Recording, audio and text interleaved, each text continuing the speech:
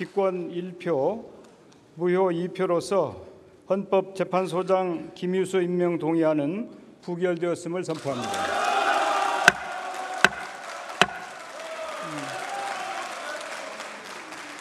조용히 해주시기 바랍니다. 네.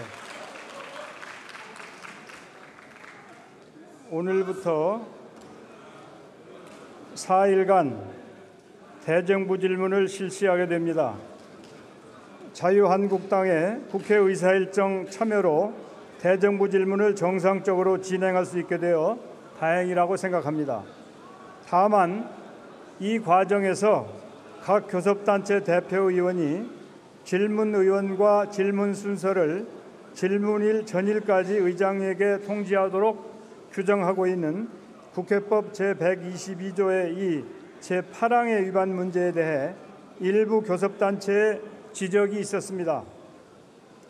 의장으로서는 이 사안을 국회 정상화의 큰 틀에서 종합적으로 고려하여 모든 교섭단체가 참여한 가운데 대정부 질문을 실시하기로 하였습니다. 각 교섭단체에서는 여야 협치의 정신으로 이 점 이해해 주시기 바랍니다.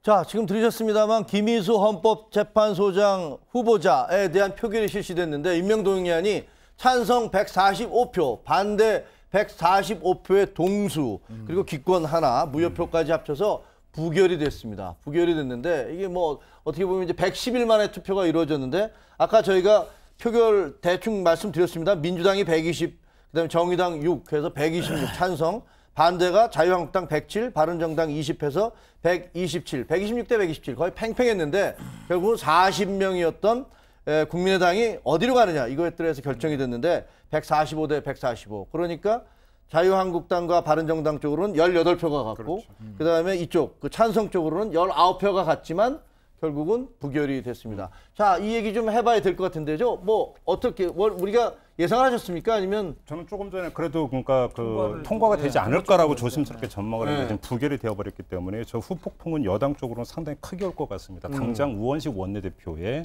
거취 문제까지도 이야기가 될 수 있는. 왜 그러냐면 지금 이 인준 표결 같은 게 부결된 사례가 이제 과거 DJ 정부 이럴 때도 있었었지만 그것이 갖는 정책 파장이 엄청나게 크기 때문에 문제는 당장 이제 그 우원식 원내대표의 책임 문제라든지 이런 것들이 여당 안에서 제기될 가능성이 상당히 높다고 봐야 될 것 같고요.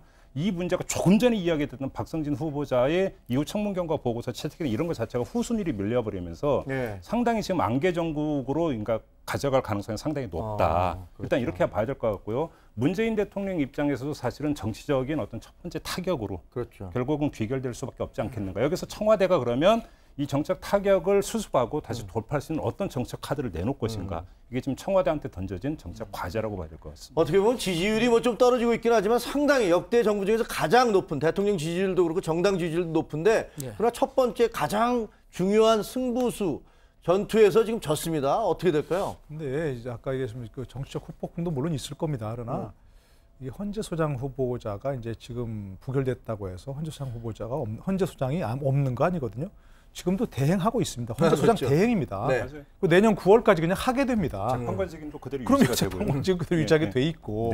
그러니까 아무 문제 사실은 현실적으로는 별다른 문제가 없습니다. 정치적인 의미를 제외하고는 현실적으로는 별 문제 없다. 지금 이제 왜 이런 상황에서 이제 국민의당을 제대로 끌어들이지 못했느냐라든지 제대로 설득하지 못했느냐, 어떤 준비를 제대로 못했느냐 하는 그런 정치적 의미일 수 있지만 현실적으로 크게 뭐 후폭풍이 일거나 그럴 만한 사안은 아닌 것으로 조금 축소를 볼 수 있는. 왜냐하면 아까 의원들 헌재는 그렇게 구성의 변화가 없습니다. 실무적인 차원에서 이야기는 맞고요. 근데 지금 이야기하는 것은 정치적인 분위기라든지 전국의 문제인데 또 한 가지 빼놓을 수 없는 것은 지금 이후 어떤 민주당하고 국민의당의 관계가 어떻게 될 것인가도 상당히 이제 주목거리가 될 수밖에 없는 건데 안철수 대표가 다시 등장을 하면서 대여 공세를 이미 예고를 했었던 건데요. 혹시 오늘 표결이 그거고 만약에 투영이 되어 있다면 국민의당의 이후 대여 어떤 기조가 상당히 날카롭게 더 각을 세우는 쪽으로 갈 가능성도 있다고 봐야 되고 여기에 대해서 민주당도 강경으로 다시 되받아쳐야만 되는 것이기 때문에 상당히 그러니까 전국이 경색될 가능성이 농후하다 이렇게 봐야 될 것 같습니다. 지금 화면 보고